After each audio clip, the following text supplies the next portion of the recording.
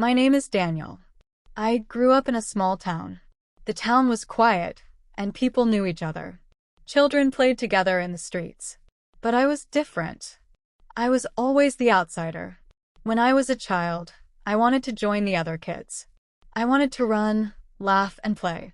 But they did not want me. They looked at me and then turned away. "Go home, Daniel," they said.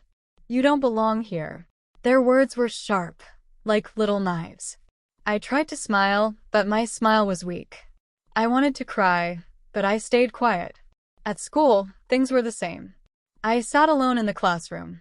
The teacher spoke, and the other children whispered to each other. I wanted to join them, but no one invited me. My books were my only friends. During lunch break, I ate quickly. Then I walked to the far corner of the yard. I watched the other children play football. They shouted with joy, their voices full of life. My chest felt heavy. I wished I could join them. But I knew the answer. "No, you are not one of us." When I went home, my mother asked, "Did you have fun today?" I did not want her to worry, so I lied. "Yes, Mama. It was fine." But inside, I felt empty. My house was small, and my family was poor. My clothes were old, and my shoes had holes. The other children laughed at me. They pointed at my trousers and whispered, "Look at him. He looks like a beggar." I wanted to hide. I wanted to be invisible. At night, I lay in bed and listened to the wind outside. My room was cold, but my heart was colder. I asked myself, why am I different? Why can't I be like them? The moonlight came through the window. I looked at it and whispered, "Please, let tomorrow be better." But tomorrow was always the same. One day when I was 10 years old, something different happened. A new boy came to our school. His name was Amir. He was from another town. He sat at the desk next to mine. The teacher said, "Daniel, please help Amir. Show him where things are." For the first time, someone looked at me with kind eyes. Amir smiled. His smile was warm. I felt hope inside me. Maybe finally I would not be alone. At lunch, I walked with Amir. He did not laugh at my clothes. He did not care that my shoes were broken. We sat under a tree and shared food. He gave me half of his sandwich. I gave him half of mine. It was a small thing, but to me, it felt big. For a few weeks, we were friends. We talked about football, about our families, about dreams. Amir wanted to be a doctor. I wanted to be a writer. He said, "You can do it, Daniel. You are smart." No one had ever told me that before. His words were like light in a dark room. But good things never stayed with me. One afternoon, some boys from our class came to us. They looked at Amir and said, "Why are you sitting with him? Don't you know? He's strange. He's poor. He's nothing." I froze. My hands shook. I waited for Amir to answer. Amir looked at me. His smile was weak. Then he looked at them. I just felt sorry for him," he said. The boys laughed. "Good. Then stop feeling sorry. Come play with us." Amir stood up. He left me under the tree. My sandwich was still in my hand, but I could not eat. My heart felt heavy again. The light had gone. The next day, Amir did not sit next to me. He moved his chair closer to the other boys. He laughed with them. He never came back to the tree. At night, I thought about it. Maybe Amir wanted to be my friend. Maybe he was afraid. He did not want to be an outsider like me. I understood. But understanding did not stop the pain. From that day, I trusted people less. I told myself, don't hope. Don't believe.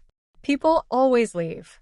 Still, deep inside, a little voice whispered, maybe one day someone will stay. But that day never came. Years passed. I was no longer a child. My body grew taller, my voice grew deeper, but my heart stayed small and fragile. In high school, the groups were bigger. Boys and girls made friends, laughed, and shared secrets. They planned birthdays, parties, and trips. I was never invited. At first, I tried to join. When I saw them standing together, I walked closer. I smiled and waited. But the circle never opened. They turned their backs, like a door shutting in my face. "Why are you here?" one girl asked once. "Go find your own friends." Her words cut me. I wanted to say I have no friends, but I stayed silent. I spent many hours in the library. Books were still my only company. I read about heroes, about adventures, about love. I imagined myself inside those stories. In the books, the outsider often became important. The lonely one found friends. The broken one found love. But when I closed the book, I saw my own life. And it was different. Teachers said I was smart. They praised my essays. Good work, Daniel, they said. But their praise did not change anything. Being good at school did not bring me friends. It only made others call me the boring one, the nerd, the strange boy who talks to books. Sometimes, I heard laughter behind me. I turned and I saw eyes watching me, whispering, smiling in a cruel way. I asked myself, what is wrong with me? Why can't I be like them? One winter day, I was walking home. Snow covered the streets. My hands were cold. I saw a group of boys from my class. They were throwing snowballs and laughing. One of them saw me and shouted, "Look, the outsider. Let's play with him." Before I could run, they threw snowballs at me. Hard ones, mixed with ice. They hit my face, my chest, my back. I fell into the snow. They laughed louder. "Stay down, Daniel. That's your place." When they left, I stayed on the ground. My body hurt, but my heart hurt more. I looked at the gray sky. Snowflakes fell on my face, and I whispered, "I don't belong here. I don't belong anywhere." That night, I wrote in my notebook, "Maybe life is not for people like me. Maybe life is only for those who fit in." But even with these thoughts, I kept going. I went to school each day. I studied. I wrote. I survived. Because somewhere, deep inside, a tiny hope still lived. A hope that one day, maybe, I would find someone who saw me, not as strange, not as poor, not as different, but simply as me. When I finished school, people cheered for the future. "We are free," they shouted. "Now real life begins." I wanted to believe them. I wanted to think that my life would change. Maybe outside of school, things would be different. I went to university in the city. The city was big, noisy, and full of people. Everywhere I looked, there were groups. Students walked in pairs, in circles, laughing together. I told myself, here, no one knows me. Here, I can start again. On the first day, I sat in a lecture hall. The teacher spoke about history. I tried to listen, but my eyes moved to the students around me. They whispered, passed notes, and smiled at each other. Nobody looked at me. At lunchtime, I carried my tray and searched for a place. Tables were full of groups. I wanted to sit down, but when I walked closer, chairs filled quickly. Bags were placed on empty seats. Eyes turned away, so I sat in the corner. I ate alone. The food was warm, but it tasted cold. Days turned into weeks. I still had no one. I was invisible. I listened to others talk about parties, trips, new friendships. Their worlds were bright. Mine stayed gray. One evening, I went to a student club meeting. It was about writing, my passion, my secret dream. I hoped maybe finally I would meet someone who shared my love for words. When I entered the room, a girl smiled politely. "Welcome," she said. My heart lifted. For the first time, someone spoke to me with kindness. We sat in a circle. People read their poems, their stories. When my turn came, I read a short story about loneliness. My voice shook, but I finished. There was silence. Then a boy laughed. "That's depressing," he said. "Why do you always write about sad things?" Others chuckled. The girl who welcomed me smiled weakly, but did not defend me. I felt the old pain again. I lowered my eyes.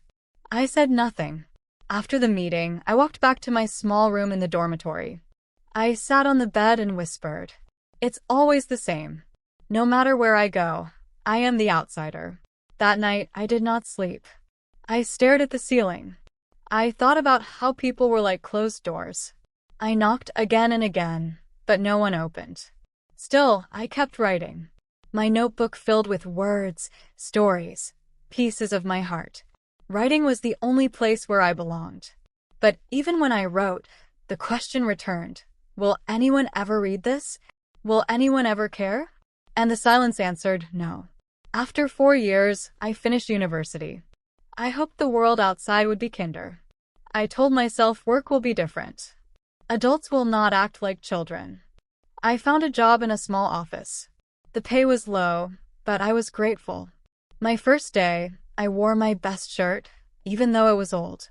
I walked in with nervous hope. The office was full of noise, phones ringing, keyboards clicking, people laughing together. I introduced myself, smiling politely. Hello, I'm Daniel. Nice to meet you. Some nodded, some barely looked at me. At lunch, I carried my food to the break room. A group of coworkers sat together, talking about their weekend.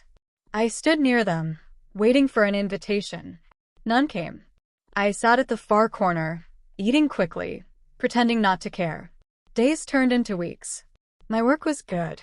My boss praised me. You are careful, Daniel. You don't make mistakes. But my coworkers only saw me as the quiet one. They invited each other for coffee, for drinks after work. No one invited me. Sometimes I heard whispers when I walked by. He's strange. He never talks. He's always alone. The words burned. I wanted to shout, I do talk. I do want to be with you. But my voice stayed silent. One Friday evening, everyone was leaving. I packed my bag.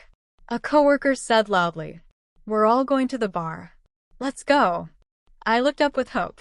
Maybe they would ask me too. But the door closed behind them, and I was left in the empty office. I walked home through the dark streets. My reflection in the shop windows looked lonely, even to me. At night, I sat at my desk. My notebook was open. I wrote, work is not different. People are the same everywhere. I am a ghost, walking through their world. They see me, but they don't really see me. Years passed like this. Work, home, writing, silence. Sometimes I saw people my age with friends, with partners, with families. They posted pictures of birthdays, weddings, children. I had no one to share my days with. No one to tell my stories to. The outsider had grown older, but he was still the outsider. When I was younger, I dreamed about love. I thought maybe even if I had no friends, I could find one person who would see me, who would care for me. One person to call mine. But love never came easily. At university, I liked a girl in one of my classes. Her name was Sarah. She had kind eyes and a gentle voice. Sometimes she smiled at me, and my heart jumped. I wanted to speak to her, but fear tied my tongue. One day, I gathered courage. I walked to her and said, Hi, Sarah. How are you? She answered politely, I'm fine, thanks. Then she turned to her friends and forgot me. I told myself maybe another time. But another time never came. Years later at work, I liked another girl. Her name was Emily. She was friendly with everyone. She laughed often, and her laugh was like music. One morning we were alone in the kitchen. I said, Good morning. She smiled and answered, Good morning. My chest filled with hope.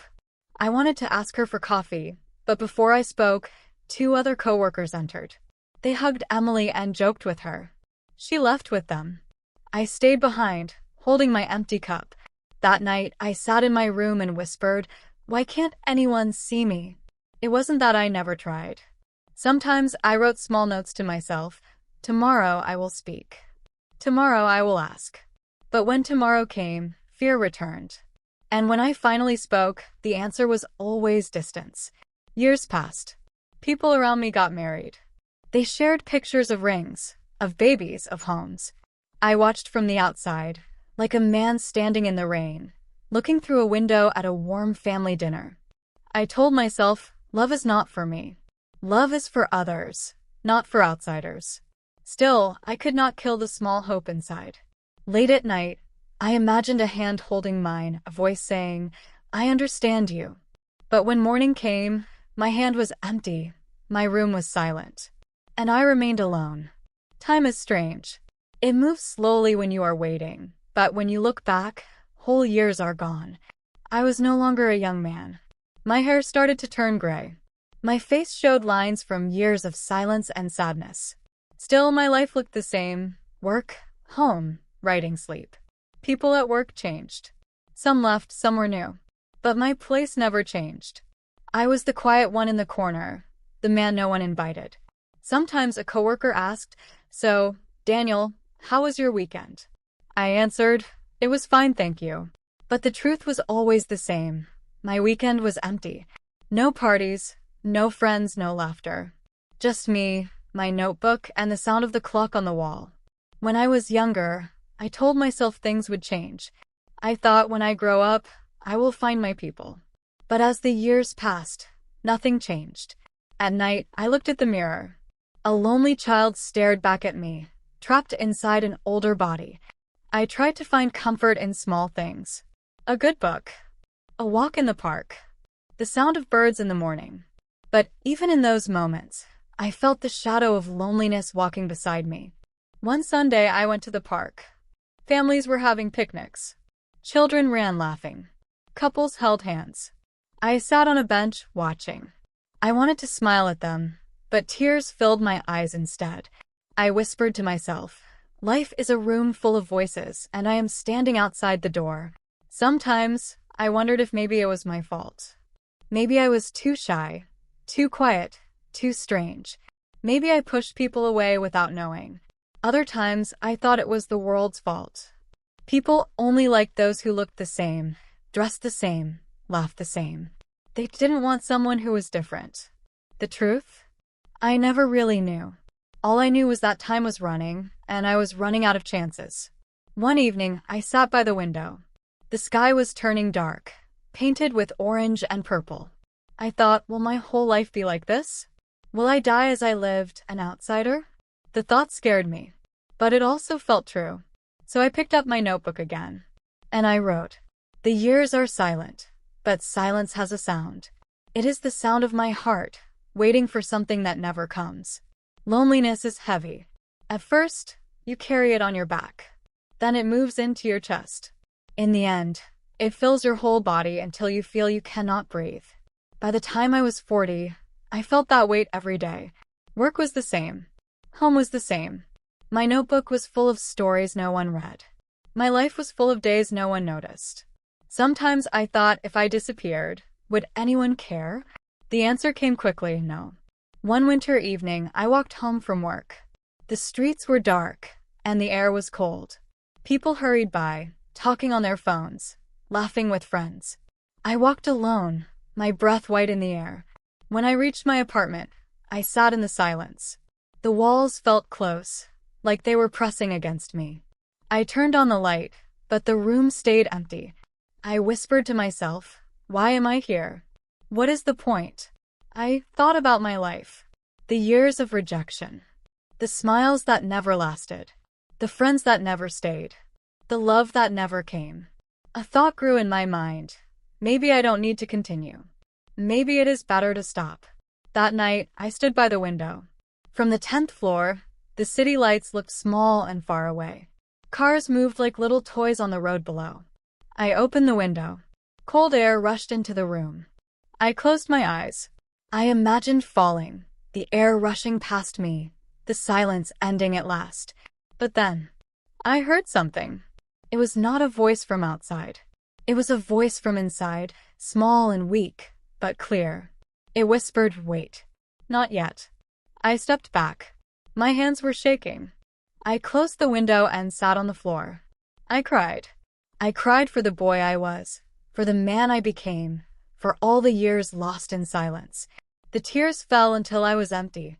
Then I whispered, "Maybe one more day. I can try one more day." It was not hope. It was not strength. It was only survival. But that night, survival was enough. I wrote in my notebook, "The outsider walks close to the edge." But tonight, he did not fall. He took one more step forward, even if he doesn't know why.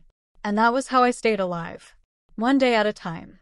After that night by the window, I understood something. I was close to losing myself. I was standing on the edge. If I wanted to stay alive, I needed a reason, even a small one. I knew I could not find it in people. People had always turned away, so I looked for it in little things. I began to walk in the mornings before work. The city was quiet then, not yet awake. The streets were almost empty, and the sky was painted with soft colors of sunrise. Sometimes, a bird sang on a rooftop. For a moment, I felt less heavy. I also kept writing. My stories were still sad, but they were honest. I wrote about outsiders, about broken hearts, about silent rooms. I wrote because the page never turned away. The paper always listened. One day, I decided to post one of my short stories online. I thought no one would read it. But a week later, I saw a comment. It said, "Your story made me cry. I feel the same. Thank you for writing this." I stared at the words for a long time. Someone, somewhere, understood me. For the first time in my life, I was not completely invisible. I posted another story. Then another. Slowly, more comments came. People wrote things like, "This is me. You put my feelings into words." I thought I was alone, but now I see I'm not. I cried when I read them. Not because I was happy, but because I felt less alone. My pain was still here, but now I knew others carried it too. At work, nothing changed. At home, nothing changed. I was still the quiet man in the corner, still eating alone, still walking alone. But when I opened my notebook, when I saw the messages from strangers online, I felt a small light in the dark. One evening, I wrote in my notebook, "Maybe I was not born to belong in the room. Maybe I was born to write about standing outside it. Maybe that is my place." It wasn't joy. It wasn't love. But it was something. And something was better than nothing. So I kept going. The years kept moving. I grew older, but my life stayed quiet. My hair turned white. My body slowed down. My reflection in the mirror no longer showed the boy who wanted to belong. It showed an older man who had learned to live without belonging. I still worked, though my hands were tired and my back hurt more each day. People in the office changed again and again. Some grew close to each other, got married, had children. Others left for better jobs. But I remained steady and silent, like a chair in the corner no one notices. Sometimes, new coworkers asked me questions. "Do you live with your family?" "No," I answered. "Do you have children?" "No." "Oh." Their voices always softened after that. Then they walked away. I never blamed them. What could they say to a man who had no stories of joy to share? At night, I returned to my small apartment. The walls had faded, the furniture was old, but it was still mine. I made tea and sat by the window, watching the street below. I still wrote. My words were older now, slower, but maybe wiser. I wrote about silence, about time, about how life can feel like a long walk through fog. I shared some of my stories online. Strangers still wrote to me. "Your words saved me today. Thank you." I don't feel alone anymore. When I read those messages, I felt something deep inside. A warmth, fragile but real. Perhaps my life was not wasted if my words could help someone else survive their darkness. And yet, when I put the notebook down, the silence returned. The truth was simple. Words could touch others, but they could not hold me. I still slept in an empty bed. I still ate at a table with only one chair. I still walked through the city unseen. One evening, I stood by the mirror. My face looked tired, my eyes heavy. I whispered, "Have I done enough? Have I lived at all?" I thought about the years behind me. I had no family pictures on the wall, no old friends to call, no memories of laughter to warm me. All I had were pages filled with words. Were they enough? I did not know. That night, I wrote in my notebook, "The outsider grows old. His footsteps slow, his voice softer, his eyes dim. But even in the dark, he still carries a small light. It is not enough to warm him, but it is enough to keep him walking." And so I kept walking, one day at a time, one word at a time.